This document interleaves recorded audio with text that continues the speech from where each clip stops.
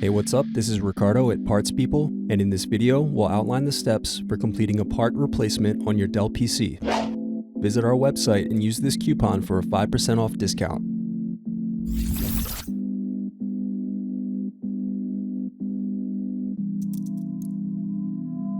Unscrew, then remove access door.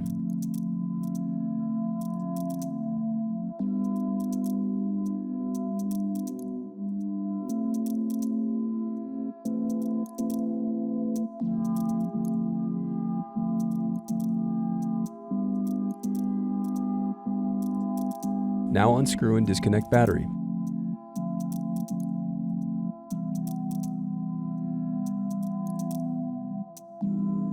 Now disconnect and remove speakers.